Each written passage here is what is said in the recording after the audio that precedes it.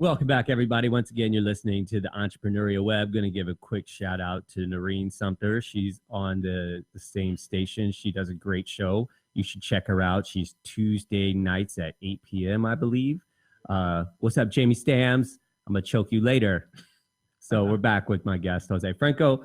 We were just talking about Bronx in the 70s, 80s, and up into the 90s, and your involvement with the youth, and which was desperately needed, and your involvement in baseball, which is huge and totally constructive, and trying to lure them away from the gangster lifestyle, the false hustler, right, or the feared hustler, right, you know, and towards the loved hustler. How did you get started in?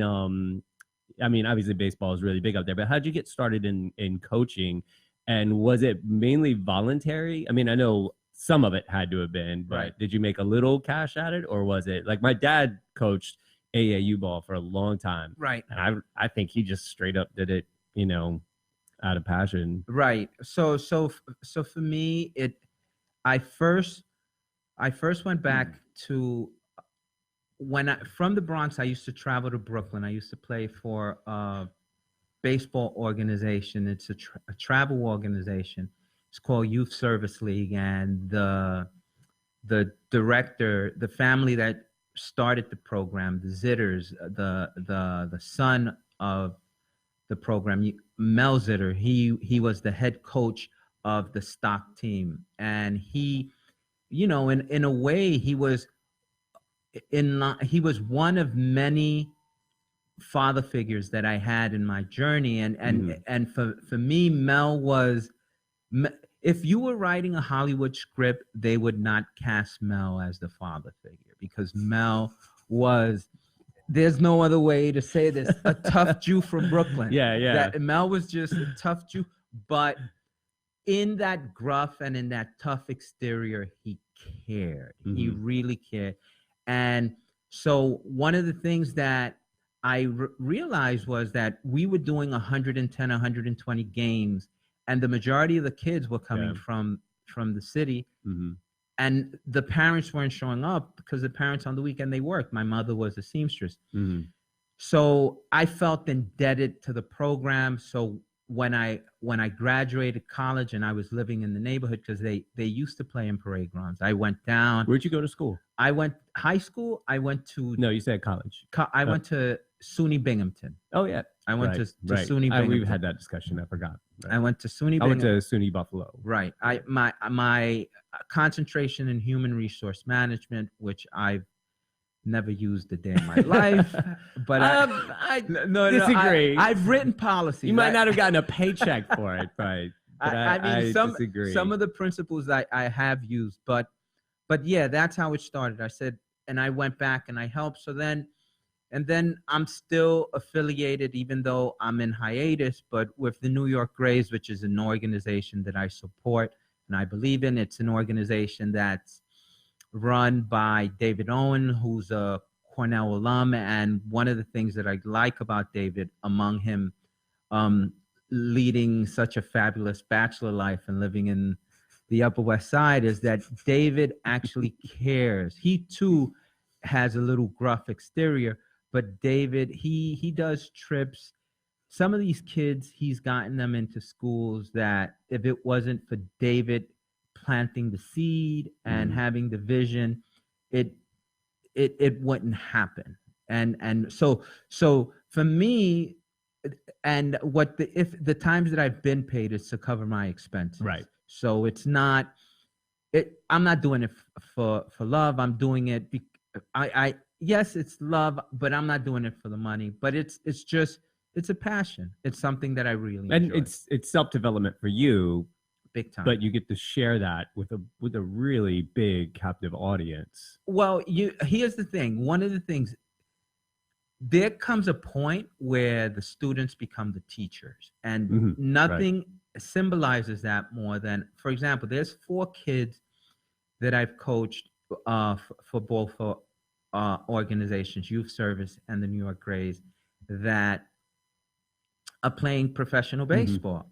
And one of the things that I realize is that from my coaching style, it's not what you say to the kids. The coach's responsibility, you have to envision a buffet, and all the coaches do is bring out the food and lay it out for the buffet. That's a great analogy. For kids to come out and eat it. Right. But you can't force them to eat, and they have to eat what they think that works. So what happens is when you see success, this is when teachers and coaches have to put the ego to the side. When you see success, you have to use that as a learning moment. And the times that I've seen these kids, one kid in particular plays for the St. Louis Cardinals, and I love this kid. And I wish I could take credit for what he's done, but I did nothing. Right. I did absolutely nothing. But there's been times that I stay quiet when I get accolades, that people act like I did something great for this kid to have this success.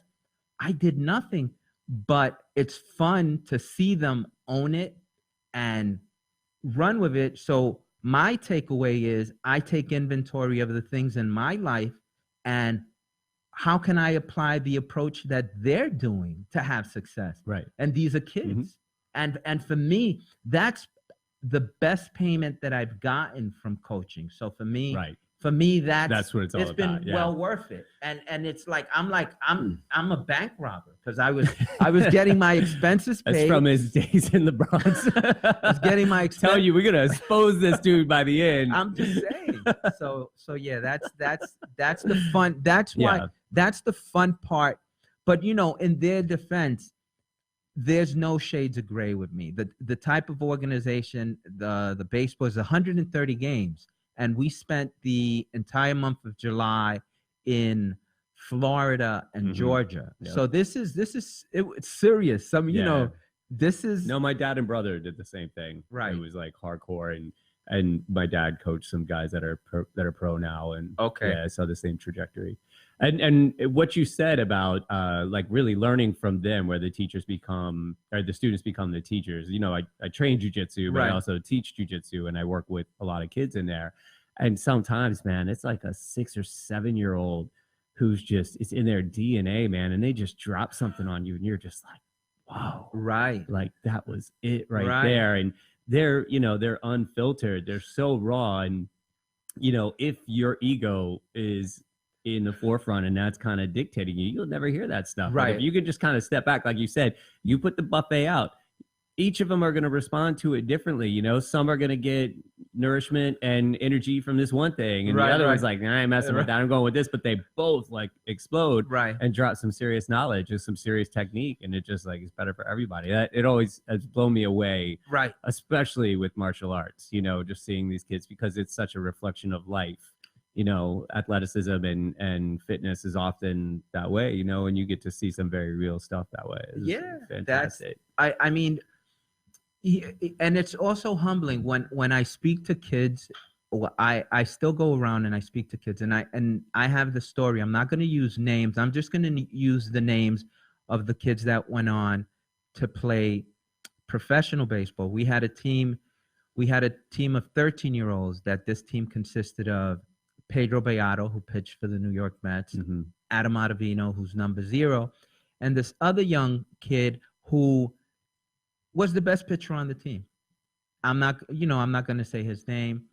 And what happens is there were signs. There was certain signs. There were things going on at home, and a lot of the times it's it's cliche, but it's the small things. It's the small things, and for you to witness that, and it's like seeing a freight train heading towards a wall, and you can't do anything about it. But it's these things happen, so that's. But also, you can't. You can only protect so much. Like, everybody has to live and learn through their own experiences. If you can prevent death, that's great. But I've had to own some hardcore fails. Right. But that's really what what gave me the resilience and the information I needed to get to the next level. So maybe this guy didn't go on to do professional baseball, but there could still be value. Well, I hope in that experience. When maybe when we get back, we can dive into. I'm sure we have people that are thinking about opening up a business, Sure. and there's a lot of people thinking about that. And just little tests and little inventories or checks that you can do for yourself, things that I've been applying, and so far so good. And maybe someone who's listening can call me out on something and pretty much. And they can call in. We'll Please. give the phone number when we come back, and Please. they can call in, and you can harass me too. Okay. But so and you've done a number of things. I mean, you own a juice bar now, but you got we'll dig into it all in a few minutes. But I just wanted to leave the cliffhanger with that. All right, we'll be back in a few minutes. You're listening to the Entrepreneurial Web.